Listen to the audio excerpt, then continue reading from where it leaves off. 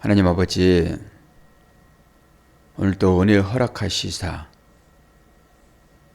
영원한 영의 양식, 생명 양식 먹을 수 있도록 우리를 재촉하시고 새벽을 깨우게 하신 주님을 찬양하며 감사합니다. 이스라엘 백성들이 인생의 역정을 통하여서 가나안 땅에 들어갈 때 수많은 전쟁들이 있었는데 그 전쟁을 통하여서 하나님께서 어떻게 저들을 인도하셨고 또한 오늘 우리의 삶을 어떻게 인도하시는지 비교하여 하나님 은혜에 들어가고자 합니다.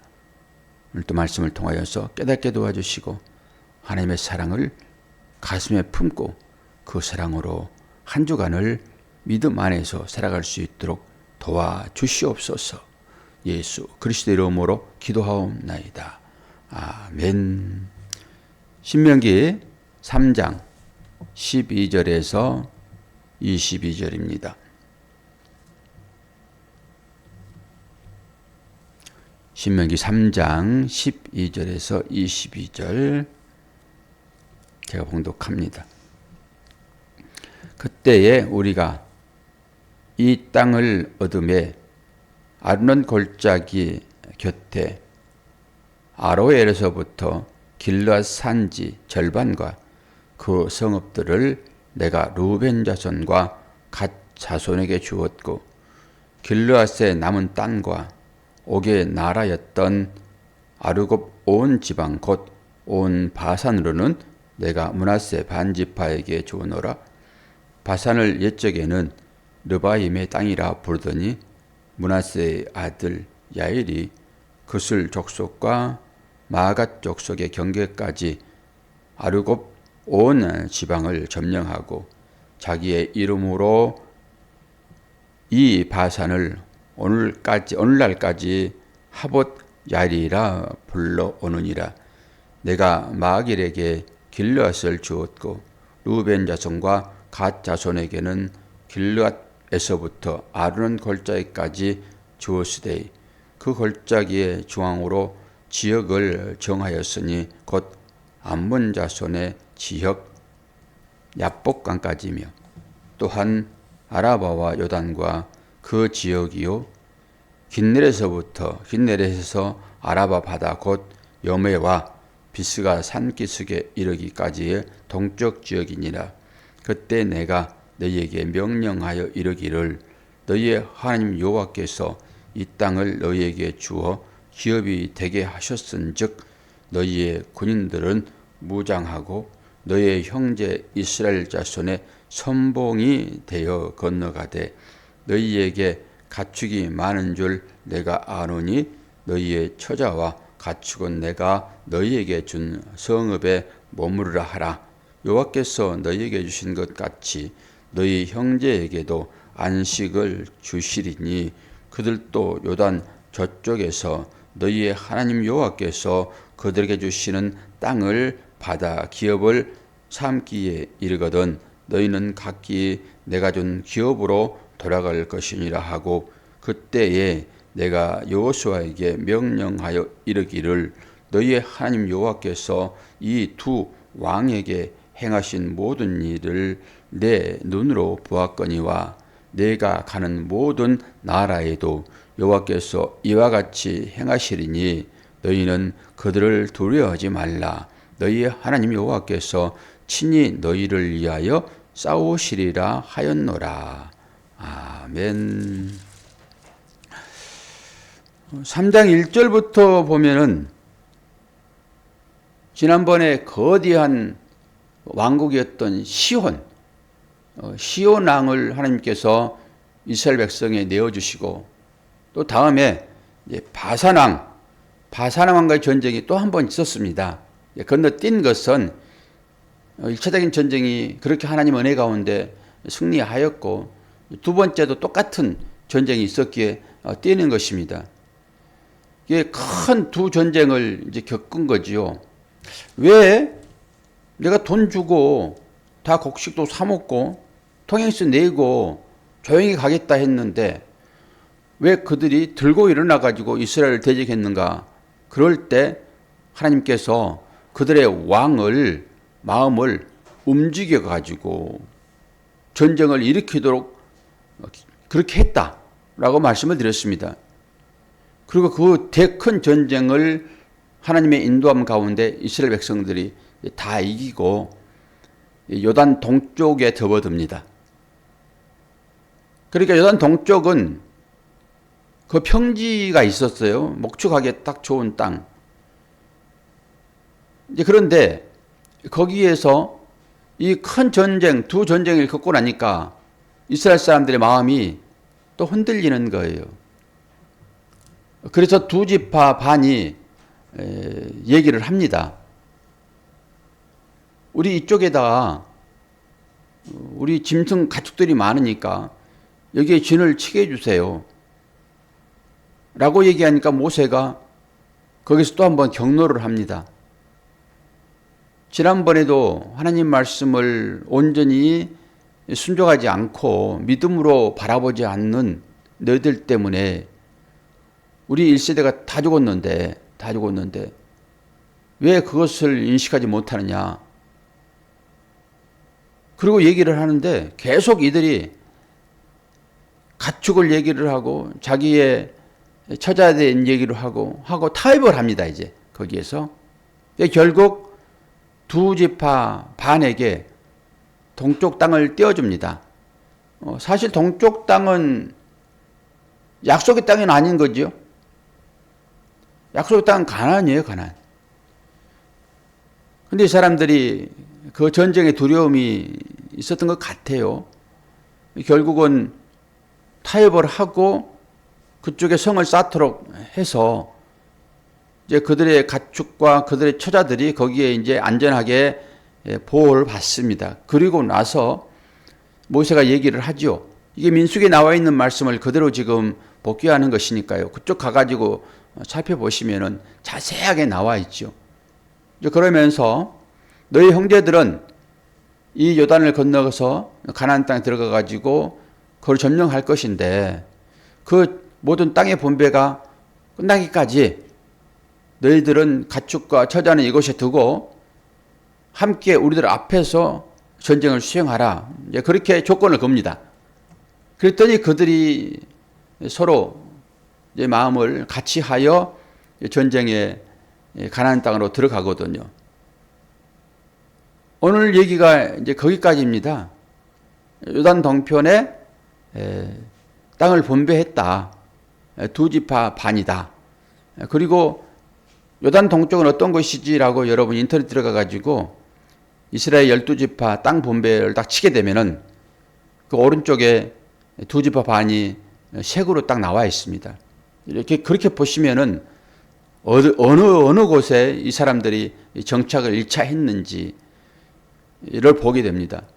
그럼 오늘 우리가 이제 이 사실을 가지고 생각해 볼 일이 어떤 것입니까?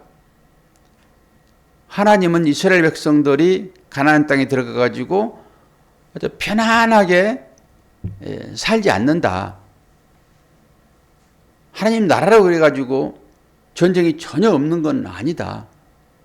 우리가 교회로 지어져 가는 것처럼 사도 바울이 얘기했을 때 믿음을 쟁취하는 것처럼 이런 삶이 우리의 믿음의 삶인 것이지 예수님께서 너희에게 평안을 주노라 라고 함으로 인해 가지고 우리의 삶이 전쟁이 없는 그냥 평안만 있는 것이 아니다라고 하는 것을 일찍이 우리에게 알려주고 있는 것입니다. 가나안 땅이라고 하는 것은 결국 하나님의 백성들이 차지할 땅인 것이지. 그리고 이제 온전한 하나님 나라에서는 전쟁이 없겠지요. 거기에서 무슨 싸울 일이 있겠습니까? 그 과정 중에 있음을 은근히 이 말씀을 통해서 우리에게 제시하고 있는 것입니다. 결국 전쟁은 어떻게 한다고요? 전쟁은 하나님에 속해 있습니다. 그러므로 이 전쟁은 너희들이 싸움을 싸우겠으나 내가 앞서서 이끌 것이고 결국 이 전쟁은 너희들의 승리로 마감할 것이다 라고 하는 것을 미리 한번 보여주는 거예요. 미리. 그러나 그 전쟁이 얼마나 힘들고 어려운지 한번 봐야지 라고 우리도 봐야 됩니다. 보십시오. 이 11절을 한번 보세요. 읽지 않은 11절. 이 전쟁한 상대입니다. 이가. 르바임 족속의 남은 자는 바산 왕 옥뿐이었으며 그의 침상은 철침상이라 아직도 암몬 족속에 나빠에 있지 아니하냐. 그것을 사람의 보통 규빗으로 재면 그 길이가 9규빗이요 너비가 4규빗이라. 짐작하겠습니까? 얼마나 큰지? 침상이 철침상이래요. 철침상. 그 왕이 무겁다라고 하는 거예요. 그리고 9규빗, 한 규빗은 45cm입니다. 그러면은 40만 보더라도 4구 36이에요. 그리고 5구 45. 이게 4m면 4m. 침상이. 길이만. 그리고 철침상이고요. 이게 바산왕 옥이 쓰던 침상이에요. 물론 그 나라의 모든 백성이 다 이렇게 크진 않겠죠.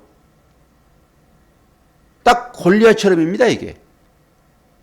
이런 사람을 이스라엘 백성이 전쟁에서 이겼다고요, 지금. 두 왕을. 그러니까 이 전쟁에 대한 무서움이 분명하게 이들에게 있었을 거예요. 가나안 땅에 들어가게 되면은 이 자손들이 즐비할 텐데 우리가 거기에 가가지고 전쟁에서 또 이기겠는가라고 하는 두려움이 있을 거란 말이에요. 전쟁을 한번 치러보면요, 두려움이 생기는 것입니다. 그래서 이 두 지파 반이 약속되지 않는 그런 동쪽 땅을 요구를 했단 말이에요. 그리고 자신의 안위보다 자기 처자식들, 이것에 대한 안타까움이 그들에게 있었을 것이라 생각을 해요. 그리고 이들을 여기에 안착시켜 놓고 이제 다시 보겠지만은 가나안 땅을 들어갑니다. 그리고 이들이 제일 최선봉장에서 전쟁을 수행을 하거든요. 그럼 뭡니까? 우리도 인생을 살면서 결국 하나님 나라에 당도할 것인데 그 당도하기 전까지 이런 무시무시한 이런 사람들이 우리의 앞에 장애로 놓여 있다라고 하는 것입니다. 큰 두려움이에요. 그러나 결국 전쟁은 하나님께 속해 있으므로 이 모든 전쟁을 하나님께서 이기실 것이다 라고 하는 것을 보여주기 위하여 이 사람들을 격동시켜 가지고 이스라엘 백성들로 하여금 전쟁을 수행하도록 하셨다라고 하는 것입니다. 이것이 이스라엘 백성을 가나안 땅으로 인도하시는 하나님의 특별하신 인도하심이며 이것이 살아있는 것을 우리가 믿는다 하게 되면 또한 이스라엘 모든 백성들이 가나안 땅에 다 들어가서 정착했다라고 하는 이 사실들을 이 기록으로 우리가 믿는다 하게 되면 현재 우리들의 삶 가운데도 여러 가지 전쟁과 같은 일들이 얼마나 많이 있습니까? 크고 작은 일들이 우리에게 전쟁이 있죠. 어제도 말씀을 드렸지만은 우리의 삶이라고 하는 것은 전쟁의 연속이라고요. 그 과정 중에서 하나님은 우리를 이끄신다. 세상 사람들은 우리가 저 끄트머리에 있는 것처럼 그렇게 여겨질 수 있으나 우리는 하나님의 그 생명의 포승줄에 묶여서 끌려가는 그런 사람인 것이지 결코 낙오자가 되어 이 땅 가운데서 버려지는 그런 사람들이 아니라고 하는 것을 어제도 말씀을 통해서 우리가 깨달았고 오늘도 이 전쟁 가운데서 이스라엘 백성들을 이끄시는 하나님의 사랑이 있다라고 하는 것입니다. 이제는 이 믿음을 가지고 이스라엘 백성들은 가나안 땅에 들어가야 될 것입니다. 그러면 하나님께서 이 전쟁을 친히 이끄시어서 이기게 하실 것이니 내 사랑하는 백성들아 조금만 더 인내하고 힘내라. 이렇게 여러분들이 이 말씀을 받아들이게 되면 그것이 믿음이 돼서 여러분 앞에 있는 모든 장애물들을 다 이겨내고 결국 하나님의 나라에 당도하여 그곳에서 영원한 삶을 살게 될 것이다 라고 하는 것이 오늘 우리에게 주시는 하나님의 말씀입니다. 동쪽 땅을 분배한 것은 결국 요단 서쪽 땅까지 다 분배받을 것이다 라고 하는 약속의 의미도 거기에 분명하게 담겨 있는 것을 보시면서 여러분의 삶 가운데도 기도할 때 응답하셨다라고 하는 것은 어떤 것입니까?